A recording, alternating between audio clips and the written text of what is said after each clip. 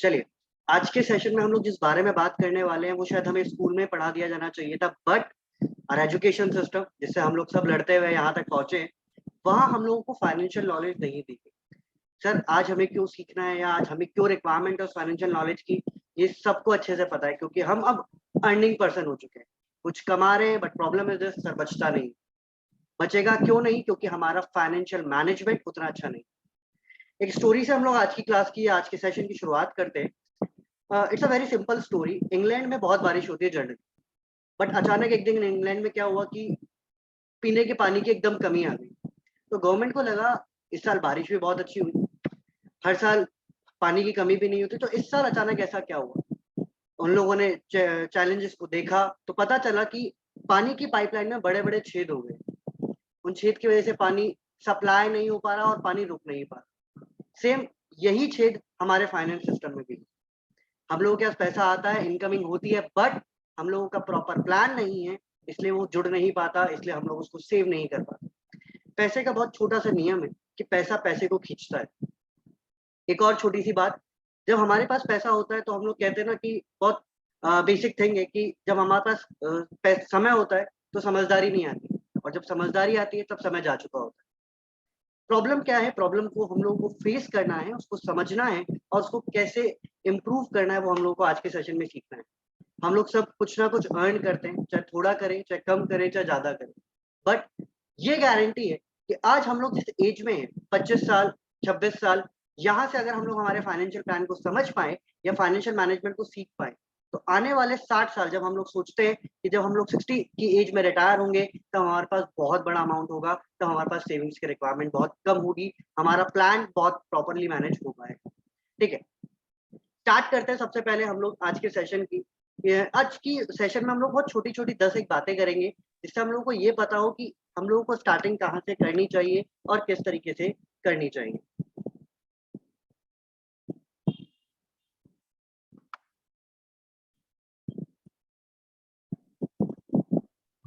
So I think there are some participants who are not able to listen. शायद कुछ लोगों को मेरी आवाज नहीं आ रही है।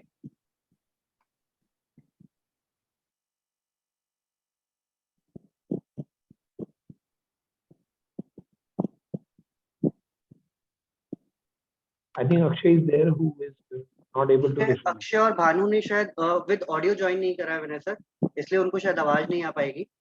ऑलरेडी मैंने मैसेज कर दिया उन लोगों को, दोनों को, कि विद ऑडियो ज्वाइन करें तब उनको प्रॉपर्ली वॉइस आ पाएगी। बाकी सबको आवाज आ रही है मेरी?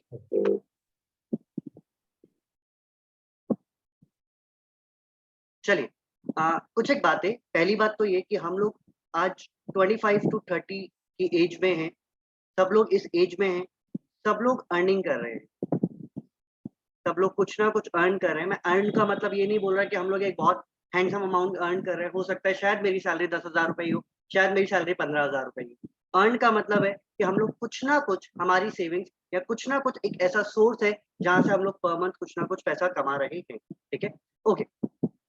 बात करते हैं बच्चों, सबसे पहले हम लोगों को क्या सीखना है हमारी लाइफ में, वो है पर्सनल फाइनेंस। हम लोगों ने एक टर्म कहीं ना कहीं सीखा है कि सब पर्सनल फाइनेंस की नॉलेज हम सबको होनी चाहिए। पर्सनल फाइनेंस है क्या? कोई मुझे बताएगा पर्सनल फाइनेंस का मतलब क्या है?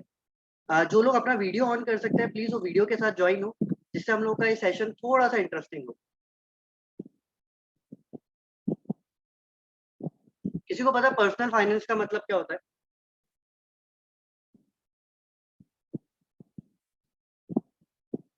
चलिए, अगर हमें नहीं पता तो हम लोग पर्सनल फाइनेंस से कहानी को शुरू करते हैं।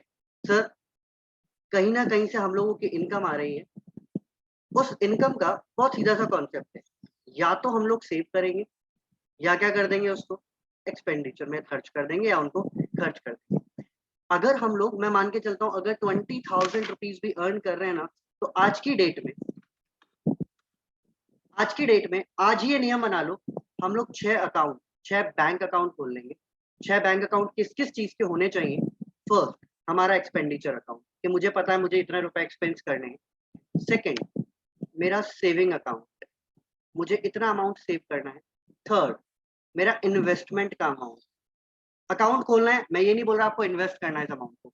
सेकेंड, एजुकेशन, कि हमें कितना कुछ सीखने पे खर्च करना है हमारी एजुकेशन पे, क्योंकि जहां आपने सीखना बंद कर दिया ना, वहां हम लोगों का विकास रुक जाता है या हम लोगों की ग्रोथ रुक जाती है। तीसरा हम लोगों का एंटरटेनमेंट, और लास्ट इमरजेंसी। मैं मान के चलता हूँ अगर हम लोगों की इनकम 20,000 रुपए पर मंथ है, तो एक्सपेंडिचर में हम लोग 50% खर्च करें, या इमरजेंसी को मैं ऐसा बोल सकता हूँ कि डोनेशन, क्योंकि मैं इस इमरजेंसी फंड को डोनेशन का नाम देता हूँ हमेशा। अगर मेरी इनकम 20,000 रुपए है, उसका 50% दैट इज 10,000 मैं मेरे एक्सपेंडिचर के लिए एक अलग अकाउंट में डिपॉजिट कर लूं कि बस मुझे इस 10,000 से ज्यादा खर्च नहीं करना। सेविंग्स की बात करें 10%, 20,000 का 10% मैं मान के चलता हूँ, हर बार 2,000 रुपए मुझे सेव करने। Investment same as it is 10%, that is 2,000 rupees मुझे इन्वेस्ट करने, या इन्वेस्टमेंट के लिए मैंने एक अलग अकाउंट खोला हुआ है, कहाँ करना है क्या करना है, एक बहुत बड़ा प्रोसीजर है, उसके बारे में हम लोग कभी और डिस्कशन में करेंगे। एजुकेशन, कभी भी सीखना बंद मत करो, क्योंकि कई बार क्या होता है हम लोग इसलिए भी नहीं रुक पाते, इसलिए भी हम लोग ग्रोथ नहीं कर पाते क्योंकि हम सीखना बंद कर देते।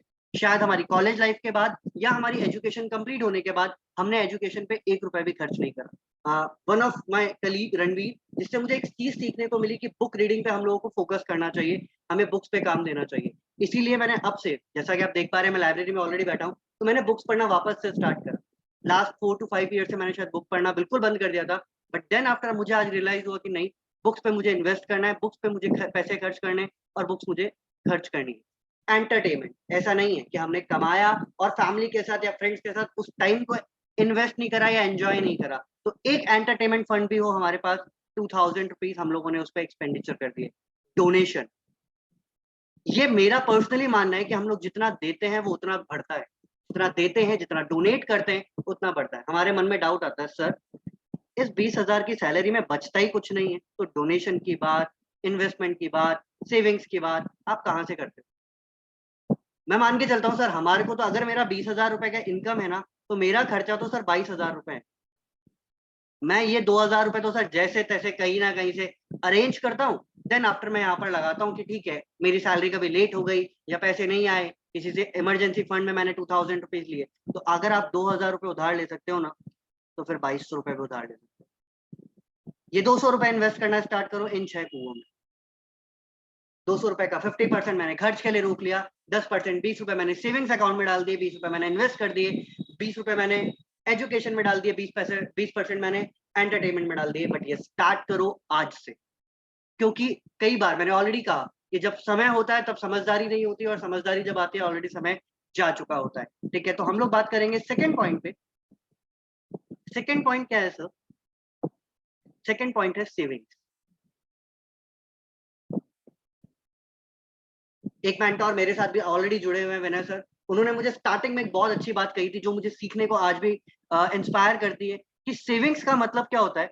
सर सेविंग्स का मतलब होता है जो भी हमारी इनकम है, हमारा पोर्शन हम कितना सेव कर सकते हैं, उसके बाद जो बचेगा ना वो हम एक्सपेंडिचर में खर्च करेंगे। हम लोग उल्टा करते हैं, हम लोग क्या करते हैं, पहले एक्सपेंडिचर करते हैं और देन आफ्टर जो बचता है उसको सेव करने की बात करते हैं। ऐसा हमेशा नहीं होता। इस बारे में हम लोग हमेशा ध्यान रखें कि हमारे लिए सेविंग का एस्पेक्ट क्या हो सकता है। हमारे लिए सेविंग का मतलब क्या होना चाहिए कि हम लोग जितना बचा सकते हैं पहले, क्योंकि हर एक पर्सन के एक्सपेंडिचर है। कई बार हम लोग सोचते हैं कि सर मेरी सैलरी है 20,000 रुपए और सामने वाले पर्सन के लाख रुपए, बचा तो वो भी सकता है सर, उसके पास ज्यादा अपॉर्चुनिटीज है, बिल्कुल है, बट इंपॉर्टेंट इज दिस, उसके खर्चे भी उतने ही, उसको उतने ही एक्सपेंडिचर अपनी लाइफस्टाइल को मेंटेन करने के लिए, या उसको घर पे देने के लिए, उसके लाइफ इंश्योरेंस के लिए उसको पे करने पड़ते हैं, उसकी ईएमआईज हैं, उसके बहुत सारे एक्सपेंडिचर्स हैं। तो सेविंग्स का मतलब बहुत क्लियर है कि हम जितना कमा रहे हैं, जितना बचा सकते हैं पहले सेव करें, देन आफ्टर एक्सपेंडिचर की हम लोग यहाँ पर बात करें। तो अगर मैंने ऊपर बोला है कि 20,000 अगर हम लोगों ने अर्न करे, तो पहले सेविंग्स में डाल दो 10%, पहले इन्वेस्टमेंट में डाल दो 10%, पहले एजुकेशन में डाल दो 10%। हम लोगों के पास आज 4 या 5 अकाउंट सबके पास मेंटेन होते हैं, बट यूज मेनली एक अकाउंट आता है। उन अकाउंट्स को यूज करो हमारे एक्सपेंडिचर के पर्पज से, हमारे इन्वेस्टमेंट के पर्पज से, हमारे सेविंग्स के पर्पज से। थर्ड बात जो मैं आपसे यहाँ करना चाहता हूँ, this is power of compounding.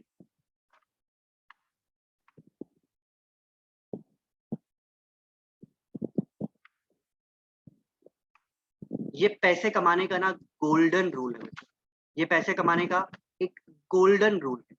क्या है द पावर ऑफ कंपाउंडिंग? अगर मैं पावर ऑफ कंपाउंडिंग की बात करूं, मेरी एज अगर मैं मान के चलता हूँ 25 साल, यहाँ से पर मंथ अगर मैं 2000 रुपए भी जोड़ता हूँ और अगर मैं कंपाउंडिंग इंटरेस्ट की बात करूं जिससे मैं 15% अर्न करता हूँ, ठीक है, कहाँ इन्वेस्ट करना है वो बात करेंगे। अगर मैं नॉर्मल बात करूं 2000 रुपए पर मंथ 15% से, अगर मैं सोचता हूँ ना मैं 60 की एज में रिटायर होऊंगा सर, तो 60 की एज में आपके पास 2,28,29,000 रुपए करीब इकट्ठा हो चुका होगा, 2.28 करोड़। आप सोच रहे हैं ये 2000 रुपए आपके लिए कितना इंपॉर्टेंट है, कितना वैल्यूएबल है। 2000 रुपए अगर हम लोग सब सेव करते हैं हर महीने कंपाउंडिंग इंटरेस्ट से, आपको आफ्टर 60 ईयर्स 2,28,00,000 मिलने वाले। But start your savings right now. अगर हम लोग आगे बात करें इनकम के पॉइंट ऑफ व्यू से, इनकम जिस बारे में हम लोग इनकम समझते हैं, इनकम का मतलब होता है सर जिस सोर्स से हम लोग पैसा कमा रहे हैं, जिस सोर्स से हम लोग पैसा कमा रहे हैं। मेरे वे में 3 तरह की इनकम होती है। एक होती है एक्टिव इनकम। एक्टिव इनकम का मतलब अगर मैं सैलरीड एम्प्लॉयड हूं तो मेरे को जो सैलरी मिल रही है जिस काम के बदले, जिसके लिए मुझे एक्टिवली एंगेज होना पड़ रहा है, वो मेरे लिए क्या है? Active income. दूसरी इनकम होती है पैसिव इनकम।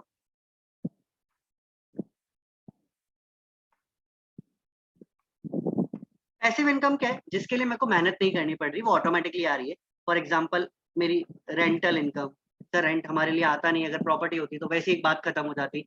बट अगर हम लोग सोशल मीडिया पे एक्टिव है तो ब्लॉग्स लिख के जो हम लोग पैसा अर्न करते हैं, वेबसाइट से हम लोग जो पैसा अर्न करते हैं, ये सब क्या है हम लोगों के लिए? पैसिव इनकम है। ठीक है। थर्ड, जो सबसे इंपॉर्टेंट आप लोगों को आज की लाइफ में सीखनी चाहिए, this is portfolio income. Portfolio income क्या है?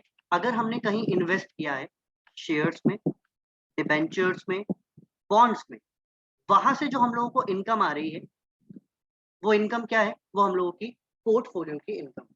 नेक्स्ट, जिस बारे में मैं आज बात करने वाला हूं, अगर आप लिखना चाहें तो आप लिख सकते हैं, बट मैं आपको स्क्रीन शेयर कर दूंगा विद प्रॉपर नोट्स, जिससे आप लोगों को दोबारा देखने में आसानी।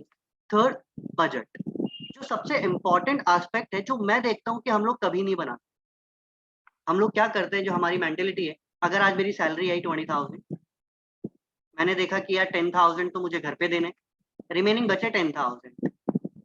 10,000 सर इतना तो मेरा जिम में चल जाएगा, इतना सर मेरा फूड में खर्च हो जाएगा, इतना सर मेरा एंटरटेनमेंट में खर्च हो जाएगा। बिल्कुल हो जाएगा, बट हम लोग उसका क्या नहीं बनाते? बजट नहीं बनाते। पता है कुछ चीजें तो फिक्स्ड है, जैसे ये तो हमें देना ही देना पड़ेगा, कुछ चीजें यहाँ फिक्स्ड है, बट यहाँ कोई लिमिटेशन नहीं, बट हमें यहाँ लिमिट बनानी पड़ेगी। बजट का बहुत सीधा सा मतलब होता है कि मेरी इनकम कितनी है और मेरे एक्सपेंडिचर कितने होने वाले, दैट इज कॉल्ड बजट। मेरी इनकम कितनी है और मेरे कितने एक्सपेंडिचर होने वाले हैं, अगर हम लोग उसको कंट्रोल कर सकते हैं तो वो क्या है मेरे लिए? बजट है।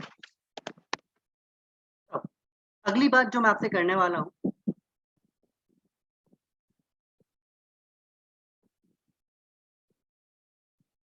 That is emergency fund. ये हमारे यूथ का सबसे बड़ा प्रॉब्लम है। ये क्या है पहले वो समझते हैं। इमरजेंसी फंड क्या है? कई बार हम लोगों को बहुत सारी चीजों की नीड होती है अर्जेंट बेसिस पे, but problem is this, sir अभी तो सैलरी आना पेंडिंग है, उसके बिना हम लोग काम नहीं कर सकते। फॉर एग्जाम्पल इमरजेंसी फंड हमें क्यों काम में आता है? कई बार हमारा एक्सीडेंट हो गया, कई बार फैमिली में कुछ ऐसे इश्यूज हो गए कि हमें फंड देना पड़ रहा है, कई बार फ्रेंड की मैरिज आ गई। बट प्रॉब्लम क्या है? हमारे पास फंड तो इकट्ठा ही नहीं। एक इमरजेंसी फंड हमारे पास हमेशा मेंटेन होना चाहिए। मैं वापस कहता हूँ कि हम लोग को एक आदत है, बचपन में ना एक आदत हमारे को हमारे घर वाले डलवाते हैं, बट जैसे जैसे हम लोग बड़े होते हैं ना वो आदत खत्म होती है। वो होती है गुल्लक की आदत। एक आदत डाल लो, कल ही एक गुल्लक खरीद के लेकर आओ और डेली का नियम बना लो कि मैं उस पर 10 रुपए रोज डालू। होगा क्या सर? ये 10 रुपए से होना क्या है? होना जाना कुछ नहीं है, एक आदत मेंटेन होनी है। और कुआं क्या होता है? जब मैंने आपको बोला ना 6 अकाउंट खुलवा लो, कुआं हमारे को एक ही बेनिफिट करता है, अगर आपने कुआं खोद लिया तो पानी आज नहीं तो कल आ जाएगा, और अगर पानी आ गया वो आपके लिए हमेशा मेहनत, वो हमेशा पावरफुल रहेगा, हमेशा वैल्यूएबल रहेगा। तो ये क्या है, हम लोगों को पहले कुएं खोदने पड़ेंगे, बट हम लोग कुएं नहीं, हम लोग गड्ढे खोदते हैं। मैंने क्या कहा, हमारी लीकेज में, हमारी पाइपलाइन में बहुत सारी लीकेज है। एक लीकेज जो मुझे अभी आज के यूथ में देखने को मिलती है वो है क्रेडिट कार्ड। क्रेडिट कार्ड, लोग कहते हैं कि अगर क्रेडिट कार्ड का ढंग से यूज किया जाए तो वो बहुत वैल्यूएबल है। याद रखो, अगर जिस वर्ड के आगे अगर यूज हो गया ना, तो वो खुद श्योर नहीं है कि वो कितना वैल्यूएबल है या कितना नहीं है। अगर वर्ड यूज है, क्योंकि वो खुद श्योर नहीं है कि मेरे लिए वैल्यूएबल है या नहीं। लोग कहते हैं कि सर क्रेडिट कार्ड को अगर यूटिलाइज किया जाए प्रॉपर वे में तो बहुत वैल्यूएबल है। क्रेडिट कार्ड खुद अपने आप में चीख चीख के कहता है क्रेडिट, दैट मीन्स उधारी। अगर आप उधार की जिंदगी जी रहे हो, आपने देखा कि मुकेश अंबानी आज क्रेडिट कार्ड लेके घूमता होगा, जरूरत ही नहीं है सर, उसके पास बहुत पैसा है।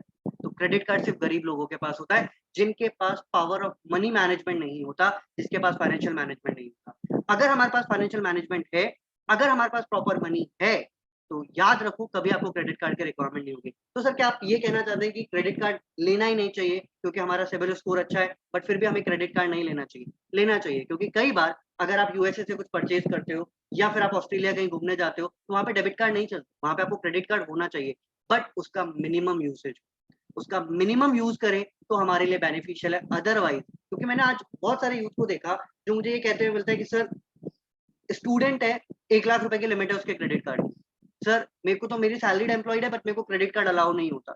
या अब आजकल तो इतने क्रेडिट है, क्रेडिट फंक्शंस अवेलेबल है, चाहे नावी हो, चाहे धनी हो, चाहे बहुत सारे ऑक्टाफैक्स हो, बहुत सारे ऑप्शंस अवेलेबल है। ये आपको आदत डलवा रहे हैं क्रेडिट पे जिंदगी जीने की।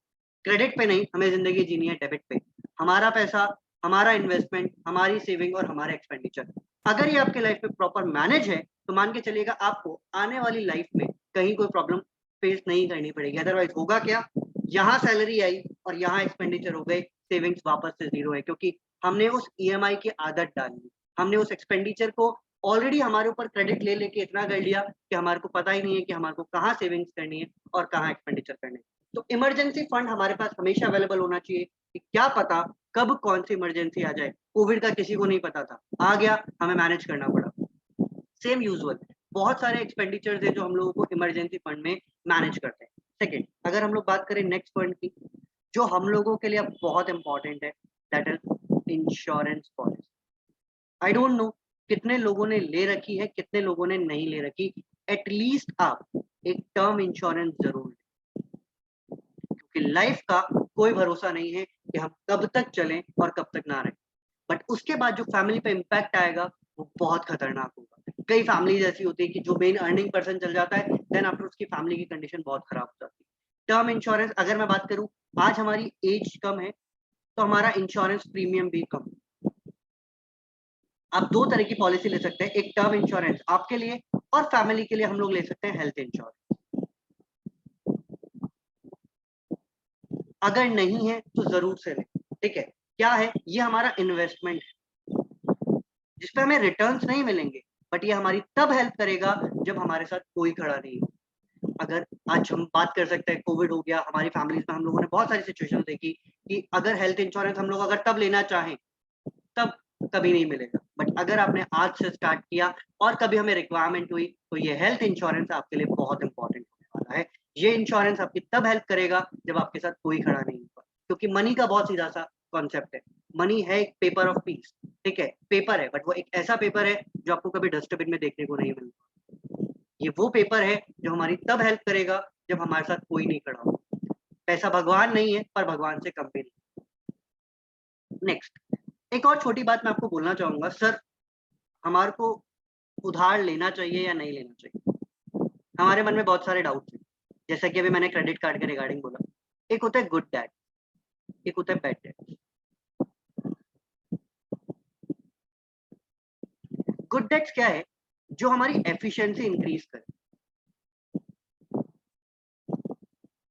जो हमारी एफिशिएंसी इंक्रीज करे, जो हमारा कैश इनफ्लो इंक्रीज करे।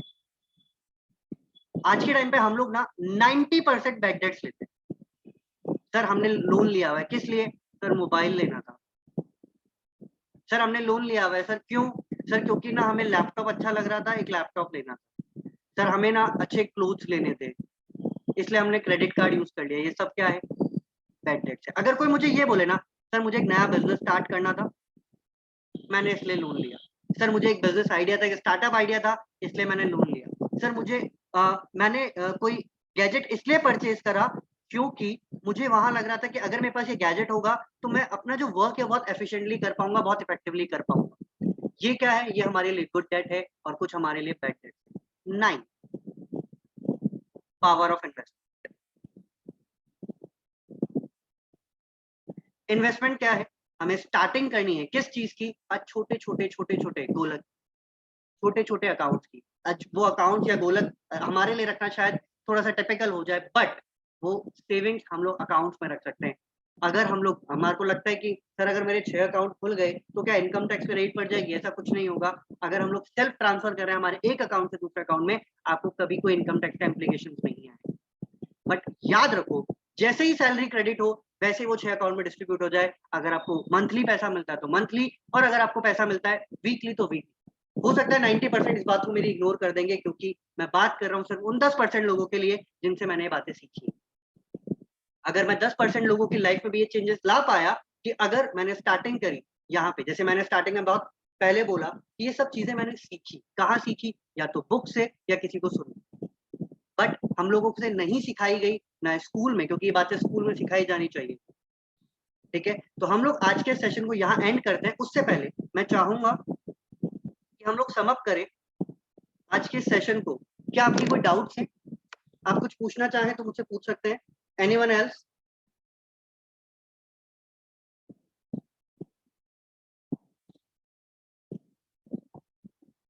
कोई डाउट्स नहीं है किसी के भी? चलिए सम अप करते हैं आज के सेशन को। सेशन इज वेरी सिंपल, जहां पे हमने ये सीखा कि सबसे पहले हमें 6 अकाउंट खुलवाने हैं। हमारा जो भी मनी है उसको हमें 6 जगह डिस्ट्रीब्यूट करना है। याद रखना है हर चीज का। सबसे पहले बजट इंक्रीज करना है, फाइनेंशियल प्लानिंग करनी है, देन हमें टर्म इंश्योरेंस पॉलिसीज लेनी है। ये सब स्टार्टिंग, अगर हम आज धीरे धीरे छोटी छोटी प्लानिंग्स करेंगे तब हम जाके, हम लोग बात करेंगे स्टॉक मार्केट के रिगार्डिंग भी, हम बात करेंगे हमारे इन्वेस्टमेंट के रिगार्डिंग भी, क्योंकि एक ऐसा सेशन है जहां हमने आज बेसिक्स के बारे में सीखा। सर इन्वेस्टमेंट कहाँ करें? सर सेविंग्स को कहाँ यूटिलाइज करें? सर एक्सपेंडिचर का बजट हम लोग कैसे बनाएं? सर टर्म इंश्योरेंस कौन सा बेनिफिशियल हमारे लिए हो सकता है? सर हेल्थ इंश्योरेंस पॉलिसी कौन सी लेनी चाहिए? ठीक है, ये सारी बातें हम लोग करेंगे हमारे नेक्स्ट सेशंस में भी। होप सो आज के सेशन में आपको मजा आया होगा। अगर आपके कोई भी डाउट्स है या आपको कुछ भी मुझसे पूछना है तो हम लोग चैट पे बात कर सकते हैं। उस सेशन को हम लोग अब कंटिन्यू रखेंगे। Thanks for the joining today guys. Bye bye.